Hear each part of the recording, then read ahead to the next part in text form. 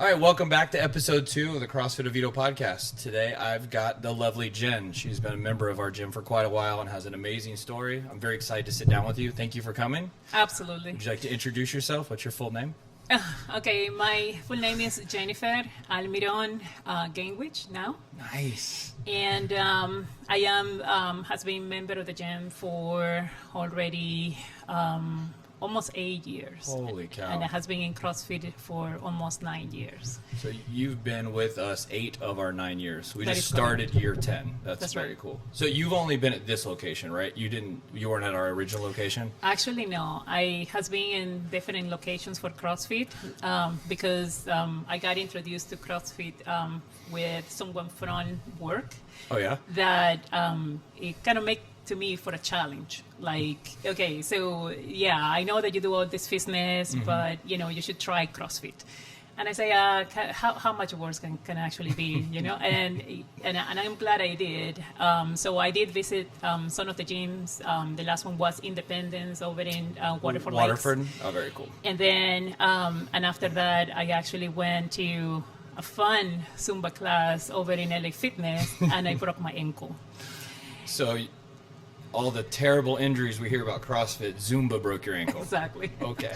That's fantastic. Cut it. There we go. So you got into CrossFit because someone just challenged you at work? Absolutely. That seems to be the theme. It's always some sort of challenge. Absolutely. What was your first fitness? What's the first thing you did athletically? What's the first thing you remember growing up? Like, how did your athletics and your fitness start? It has always been there. I started when I was very young, going to swimming classes. Swimming. And swimming has been basically my passion for so long. Mm-hmm. I actually did it until I was 21 years old. Really? Yes. So I went all the way from being super competitive and swimmer and also teaching kids. Really? And also even do like little classes for babies and I feel really passionate about it. And ever since that, I have done so many things. I have done tennis, I have done rugby, I did soccer as well. Rugby. I did softball, and every single sport. I actually took it to the best of my ability that I Took can it as far actually as get. you could? Absolutely. I competed in college for tennis, and I also did volleyball, and I did swimming, and I did cross country. It has always been like, yes, I have to study, but I have to do this. I have to challenge myself in every single thing that I do. So your whole life you just prepared yourself for CrossFit. And I wonder why you're so good at it. You've done everything. You can run, you can jump, you can everything. You can tackle, apparently. So that's good. How long did you play rugby? How long? About 2 years. Yeah, really? Yeah, until my body began like hurting really bad. How old were you then? I was, let me think, I was 19 years old, so I did it pretty much until I graduated. Was that generally co-ed, or like was there a lot? Was it all girls? Was it guys? Was only it just girls. you? Only Cool. girls. So there was a league specifically for girls at my college. Well, what college was it? In Venezuela? Yeah, or that here? was in Venezuela. So they Universidad had rugby Metropolitana. in college in Yes. Venezuela. Yes. That's cool. What's the primary sport in Venezuela? Basketball for sure. Basketball, baseball. really? Yeah, basketball and baseball. Never practice any of them. No. No. You're like, I don't want to no, play no. those. No, anything with the ball for me besides soccer and what Yeah. I did is. Did you play water polo as well? I did. I Really? did. Actually, part of the swimming was actually to do water polo. And I love it. I really, really like it, exception when somebody goes underneath the water and trying to get your swimming, pool and, you end up with a couple of bruises every time that you played. But it has always been very strong, especially on my chest area. So for me to be able to stand up and really being defensive, it was always a good thing. That's it was cool. easy. Was that in high school? That was when I was in high school, yes. Very cool. Very cool. So you grew up in Venezuela. Tell me about Venezuela a little bit. Tell me about your family. How was it there?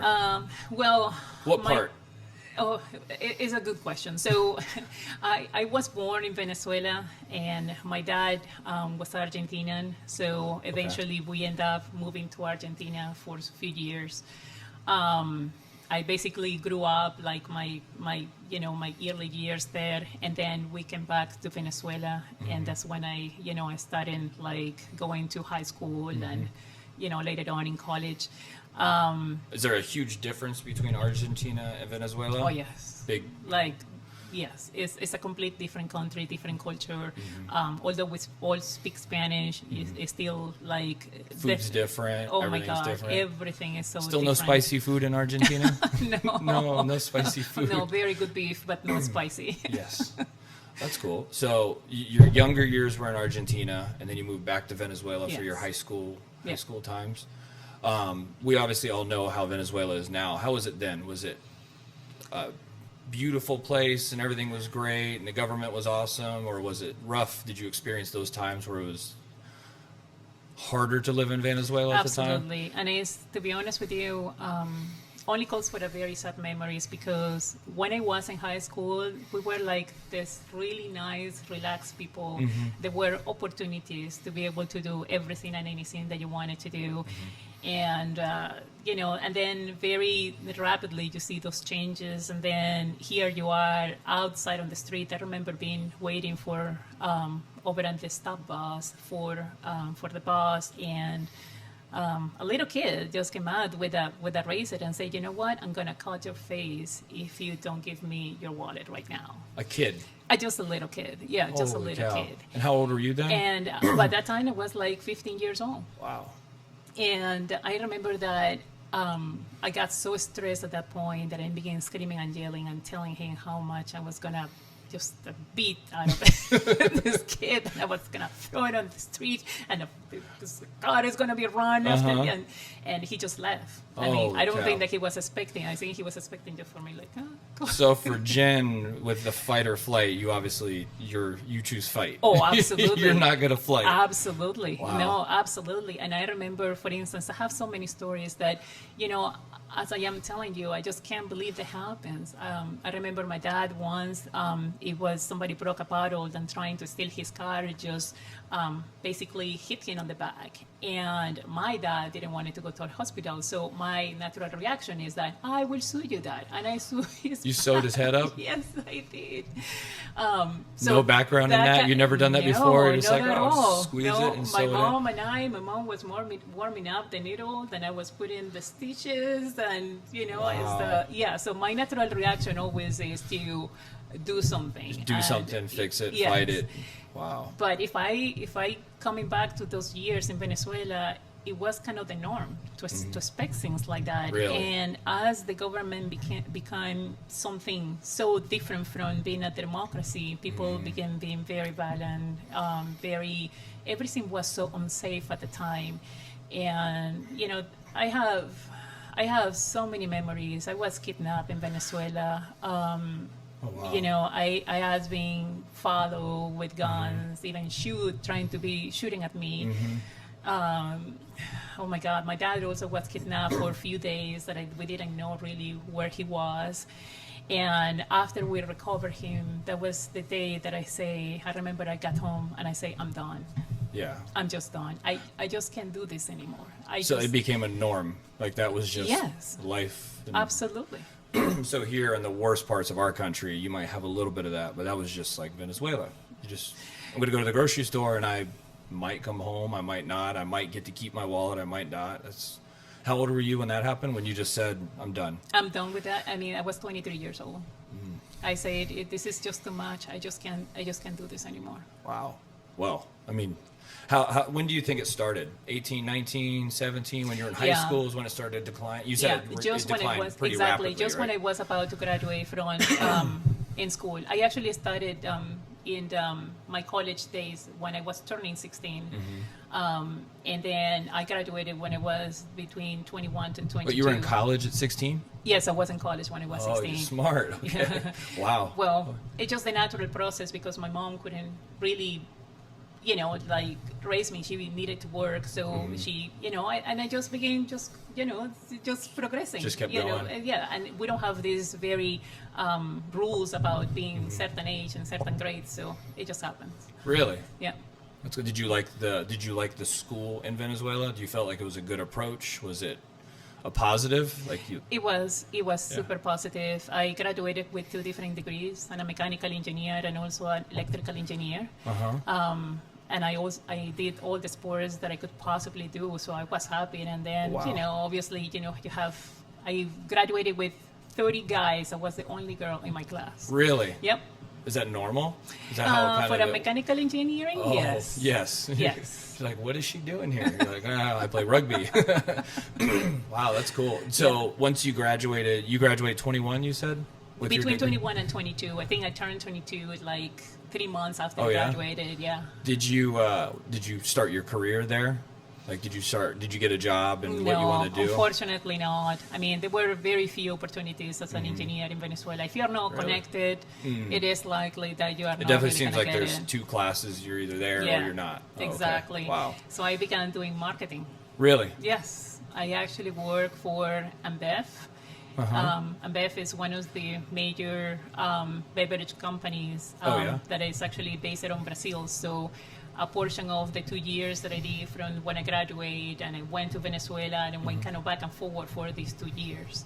Wow. So I was for some time in Brazil and then in Venezuela and,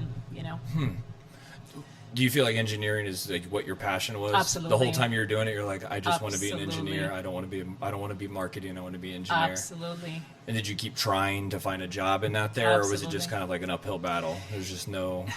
To be honest with you, it was a battle even inside me because so you can actually make $1,000 right a month to be in marketing, and then you can make $500 and be an engineer. Really? Yeah. So I mean, although I was looking to be able to do something better for myself, you begin thinking about it. How I'm going to survive by myself with $500 a month, right? Yeah.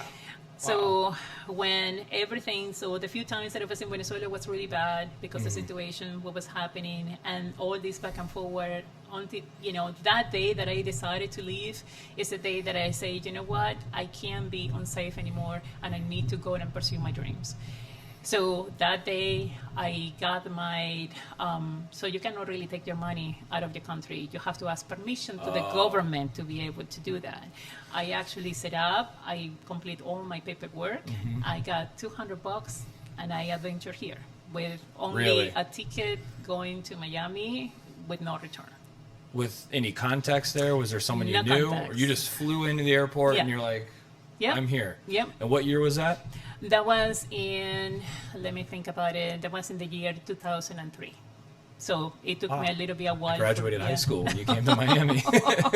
Yeah, I'm a little old. May of 2003. Wow. And we were in the middle of a war. I remember the times were not bad here. I know stuff was probably pretty expensive much then. better than Venezuela. Well, I can tell you. yes. It just took us 20 years to catch up. That's all. Yeah, that's right. That's right. So, okay, before we go there, I can't skip it. If you're comfortable, can you tell me about you were kidnapped? Yes. Like you were physically taken? Yes. Were you, wow. That's not something a lot of people talk about or experience. Was that how long were you gone? I was gone basically for only 1 day. What ended up happening was they call it express kidnapping. So basically what they do is that if they know that, usually it's because somebody knows you and somebody is... Do they know you have maybe the Yes. finances to... Exactly. Okay. And what they do is that they go and find you. I was in a grocery store at the time, so they took me into the car, and then they just pretty much made me to go in different ATMs And try to and get as much then money as you get can. as much money as they can. So meanwhile, I was calling the bank and I just telling the bank what was happening. So we just went bank as the bank, all friends that would give money for me to be able to be Holy cow. validated. The whole time that was covered, I couldn't really see anything, and they keep telling you what they're gonna do on you. You know? Yeah. And I want to keep you scared. yeah, they wanna keep you being scared, and it's funny because after everything was done and I did all the stuff, remember in the beginning of our conversation that I just take over.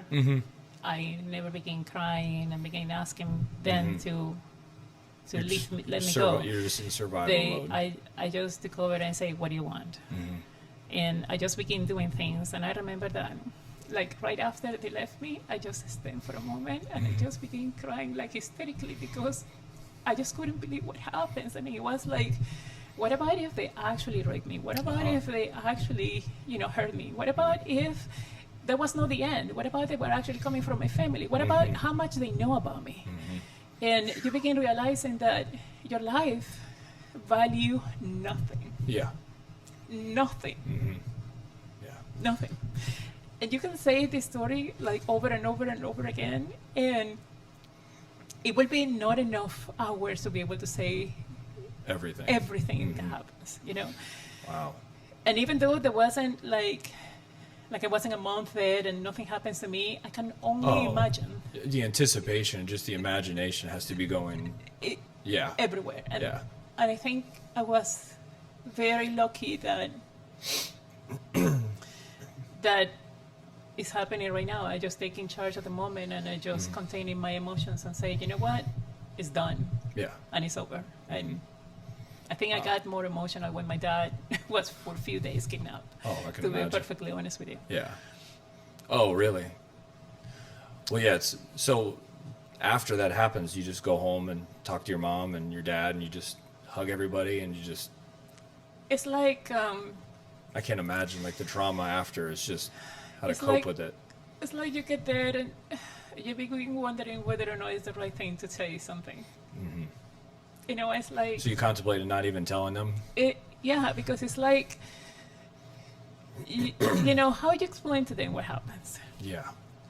How do you tell them that it's going to be okay? How do you tell them that you're going to go tomorrow out and something is not going to happen? How do you know if dad is going to say, don't do it? Okay. Like, even when I came and I told my dad I was leaving to the U.S., my dad is like, just go. Really? Yeah, just go. And did you have any opportunities to leave earlier? Before? Yeah, absolutely. Like in high school, college. Is there anything else? Sorry. I did. Happier moments. It's funny because in 1999, I had the opportunity to go to New York for 3 months to learn a little bit of English. Oh, yeah? And while I was there, I was still going to college in Venezuela. And I, of course, if I was there, I was going to do sports anyways. Yeah. And I began going and swimming every day. And so the coach came and he's like, listen, you're really good. What about if right now I offer you a full scholarship for you to come here and stay with us? What college? And I was the Staten Island, the College of Staten Island. And then he's like, and I was like, hey, is this real? I mean, honestly, this guy doesn't even know if I'm a mullah.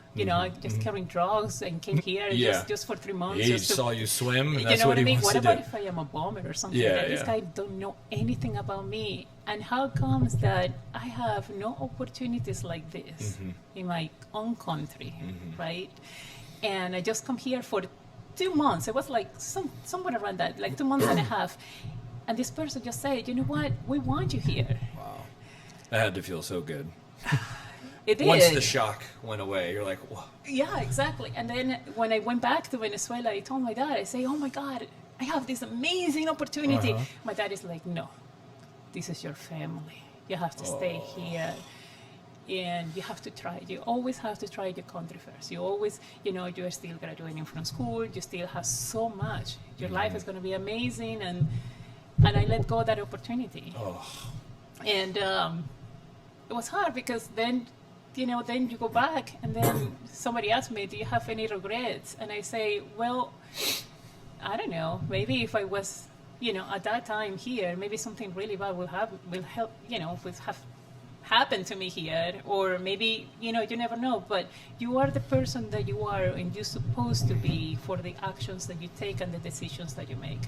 So whatever it was and this other different life, it doesn't really matter. It shapes you. I mean, exactly.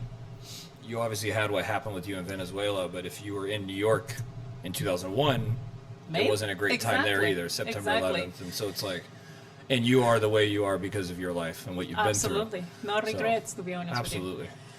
All right. So you say, I'm done with this. I'm getting the hell out of this country. I'm going to the United States. You fly into Miami. Yeah. With did you have the $200 before the plane ticket or after the plane ticket? No, that's what I had. Okay, so you landed with $200. Not that it's $200. much difference. And but. I knew that I was going to the University of Central Florida because I did that diligence, right? I actually went and I told them that I was going to come. They trust me because the money wasn't in the United States. It was still in Venezuela. And I have to be here for 1 week for me to be able to get that money and actually pay the school and actually where I was going to live. So I tell you something, if you know when you're supposed to be doing something and you're doing something right because things just happen. So when I got here, I remember I stayed on the airport for 1 night. Okay. The next day, I took the Greyhound to be able to go all the way to Orlando. Yeah. And when I got to Orlando, I got a taxi over in downtown. At that time, I told the taxi driver, I say, I have no idea. I have to go and I have to, because I'm coming as a student at University of Central Florida. And he's like, no problem, but where you go? I say, I don't have anywhere to go. Like the college, just take me there. Exactly. I have anywhere to go. And this is a true story. And it's funny because right now I'm thinking that it's crazy. And the guy actually say, well, here is UCF. We actually got there to UCF. And then he actually drove hotel to hotel until we actually found a hotel that was letting me stay. Really? Without having a credit card. So you found a hotel to let you stay without paying for it. Exactly, without credit card. That's definitely meant to be. I showed them all the paperwork from UCF. I showed them my passport. I showed them my application for student visa and all this kind of stuff. And I told them, I say, I promise I'm going to pay. And I told them all the process that was happening in Venezuela and the money and stuff like that. And I tell you this right now, David, and I can't believe it. I mean, how often this kind of things happens. And as crazy as it is, that is exactly what happened. I actually ended up getting the money from Bank of America, actually. And then I paid UCF. And then they let me pretty much work from the start. So I was able to make money doing catering.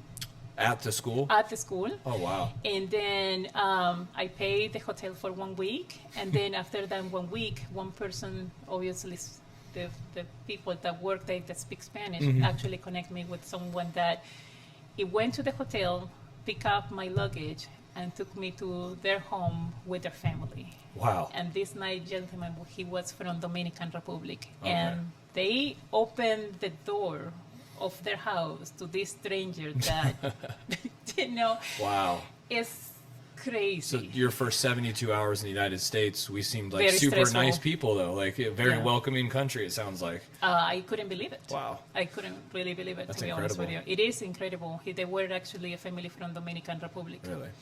Yeah. So college, coming from Venezuela to here, did anything transfer?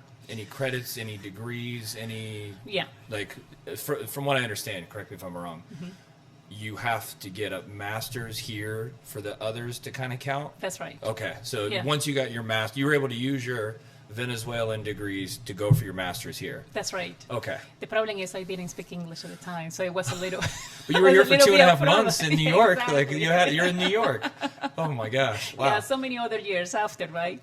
Wow. So I got very lucky. I went to the mechanical engineering school, and I found somebody that was actually, I don't remember exactly what her position was, but she told me that she knew two professors, is Dr. Casaf and Dr. Eduardo Divo. Eduardo Divo is from Venezuela, and as soon as he knew about my situation, they just decided to help me. Oh, gosh. And then I began learning English in October, and then by the summer, I was already in school doing my taking PhD. college classes. Yeah, exactly. It was crazy, but I have to put a lot of work, a lot of work between working. So you're trying to learn how to speak English to take college classes, advanced degrees, and pay the bills. I know it sounds crazy, but it is insane when I think about the past and what happens. there was no one moment that I wasn't either working or studying, if I remember correctly. I remember getting up by 3 a.m. and talking to this, the head of the family, that he will always wake up like super early to work out and stuff like that. And he's like, you know what? Don't worry about it, because one day you're gonna make like 90 or 100K a year. I'm like, is that even possible? Because you are determined, you're persistent, and you're gonna make it. Yeah. But I never believe it. Honestly speaking, I mean, he was telling me that, and I saw that he was just being nice. But things actually got a lot better as the time when, and then you put a lot of determination, and, you actually meet people in the way that it really makes the difference for you. Yeah. Wow. Wow, that's incredible. Yeah. So how long did it take you to finish college here at UCF? It took me 2 years So to be able around to 2005 you were done? Yeah, around 2006. That's what I was done, because I came in 2003, and then and then transitioned into that. PhD I finalized later on, but I needed to begin working, so I stopped for masters. Meanwhile, I started working on Siemens. So you've been at Siemens from Ever since the whole 2006. time? Holy cow! So you were seasoned there. Yep. Do you love your job? I love my job. That's one thing that when I look back, I don't regret anything that happens, because I left my country to be safe and pursue my dreams, and Siemens gave me the opportunity to do that. Actually, UCF did, and then Siemens was just the facilitator for that. Did they find you in college, or did you start applying before you graduated college, or was it with Siemens? How'd it go? That's another fun story. I have tons of fun stories for you. So Siemens was very restricted about the students. They will not go across the street for UCF. Oh, wow. They will go to different schools like Penn State or UF. They were very selective with the students. And I have this good friend that he actually transferred from UF to UCF. That was part of my research team. And he's like, you know what? Let's go. We'll find a way to get you in. And he actually literally got me in. And somehow, because you have to do, show your card access or whatever, saying that you're from UF and stuff like that. So he let me in, and the person from Siemens called me one day, and he's like, listen, I have all these different resumes from UF, and you are from UCF. What is the story here? How your resume got in my hands? He said, hold on, let me tell you the story. Exactly. That's exactly what happened. And the guy was just laughing about it, because I actually went underneath the curtains, to be honest with you. and I told him about the whole story, and he's like, you have to come here. Just come over. Let's do this interview. And after that interview, he didn't even do any follow-up or anything like that. He's like, we're going to give you a chance. Oh, that's awesome. So that's cool. Yeah, it was actually really cool. I will never forget him. He was a great manager. Yeah. So what is your career? What's your job? What's your occupation? What do you do? To be honest with you, when I started just doing analysis, just designing parts, which I thought that was my world. And as I transitioned into going from being a pure designing straight, like whatever, 10 hours a day in front of my computer, I began doing a little bit of the program management, only because we didn't have enough people. And I began actually liking it a lot. Yeah. Just managing people and trying to get consent when you know that you may not be like what they need, but you kind of make your way into what is the business size and what engineers need. And as I transitioned into that, I became a manager. And right now, I am the technical integrator for all the different class engines for Siemens for service side. So you've hit the American dream. You're exactly. there. Yes, I did. And I have people that report to me from India and Germany and Mexico. Yeah, I remember you've been to Germany a few times, right? And, absolutely. That's very cool. And I manage all these different people with all those different backgrounds. And it just makes me so happy that I can not only make those big, huge decisions and work in very complex projects, but at the same time, I make sure that people is okay. They have, I have their backs. That's and awesome. If it really fulfills, the other portion that I never knew that I was going to really do. And your friend at UCF knew. When you guys had those 3 a.m. talks, he knew you were going to be everything you wanted to be? I mean, it's just people just trust me, to be honest with you, and I just don't know. I always, I'm a very faithful person. I believe that, I do believe in God, and I think God just said, if you take this big step, and if you truly believe in your heart, this is what you're supposed to do. This is the path that you need to go. And I did it. And he never gave me, like, I never win a lottery or anything like that, but he put all the right people in the way for me to be able to get there. God doesn't just give you everything, but he'll give you, hey, you can take this if you want this. And you can take this if you want this. Exactly. So, and if you work hard, you will get people are like, where's the money tree? Well, the seeds are right there. Plant it yourself. It's always up to you. Always is up to you. Yeah, that's cool. What a life you've had. Well, this is a CrossFit gym, so I have to ask a few CrossFit questions. Of course. We obviously see this lovely belt here. You were our 2-time champion at Central Florida Throwdown. Yeah. Back in the day, I used to coach you, and I loved every second of it because of everything you've described. You're a fighter. You listen. You're a hard worker.